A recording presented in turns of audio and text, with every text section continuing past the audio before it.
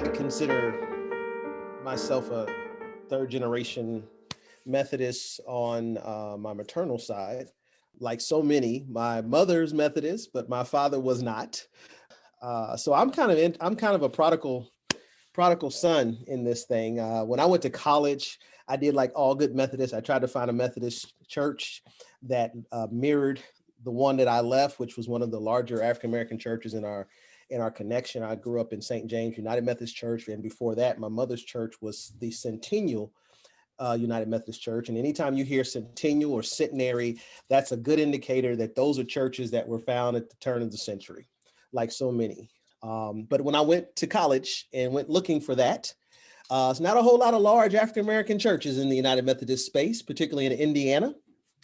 And so the one that I went to was not very exciting or inviting. And I ended up going down the street and around the corner where I heard drums and I saw young ladies dressed very nice and the smell of chicken. And I spent my time in college and so forth with the Baptists in Baptist circles and connection. And I eventually acknowledged my call in that tradition. But to put a bow on this, I later,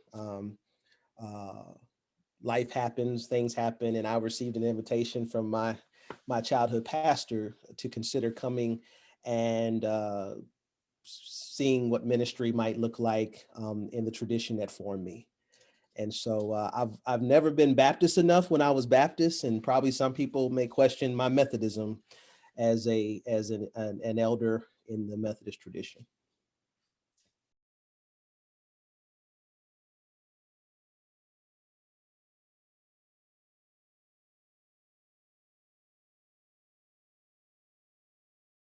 The hermeneutic of suspicion is not something unique to me. Matter of fact, it is very much a hallmark of liberative and liberation thought and understanding that that we look at, we assess, we evaluate, we critique, and view or live through a lens that always has us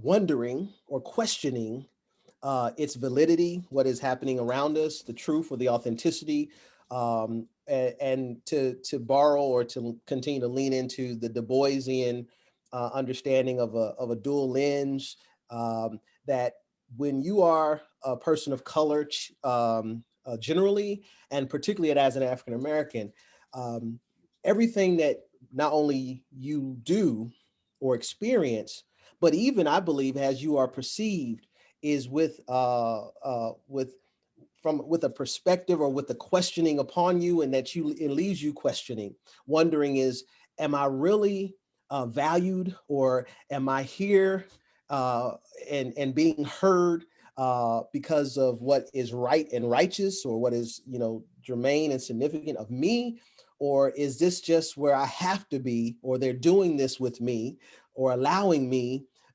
because it just might be right for right now.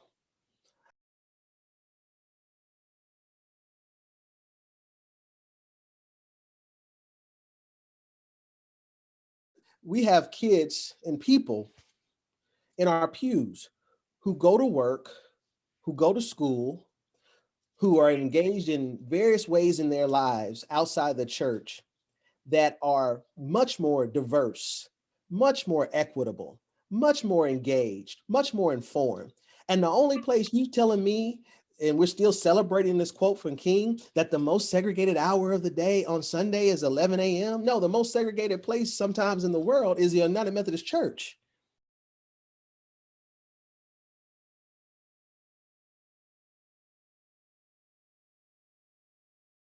Every time I go to the airport, last time I went was a long time ago, but when I travel, there's often on the intercom a reminder: if you see something, say something.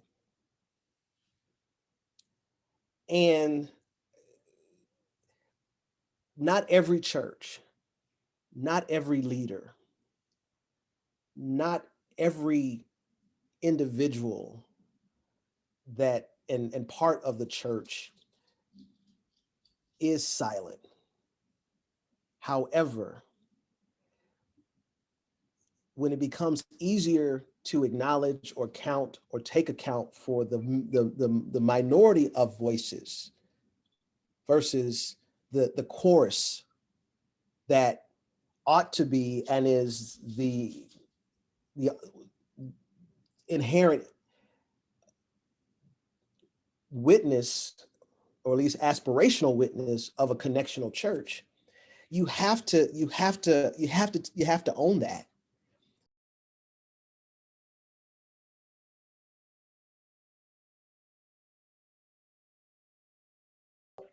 I'm a child of the church, and I was asked to come back home. So what do? You come home. Now, if it's going to get better, who's going to make it better?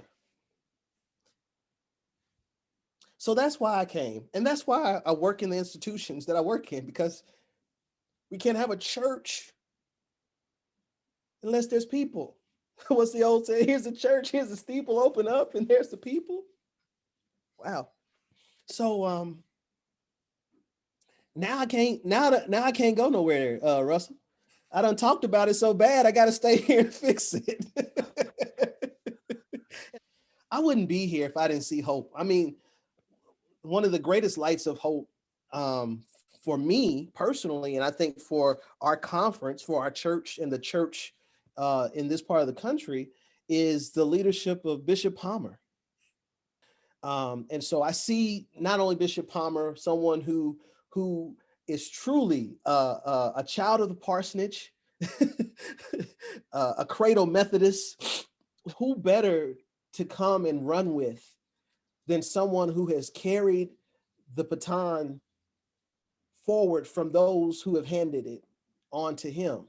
And then, I mean, honestly, I didn't know this in full, but now since I've been here, I believe one of the greatest gifts is to be part of what's happening at MTSO. And I'm to know its history, to know what it's doing to make history with leaders like President Rundle, with leaders like Valerie Bridgman, with the faculty that has not only pre-existed my arrival, but that has become and is being shaped since I've been here. The student population and its want for the chance, the opportunity to make spiritual life relevant and real, and to make the church better. If those two things are enough in and of itself for me, but I guess as you get a little bit older, you kind of, at least for me, lastly, it's like, okay, God, I've invested this much in this long. I want to do like Jacob. I'm not going to leave till you bless this.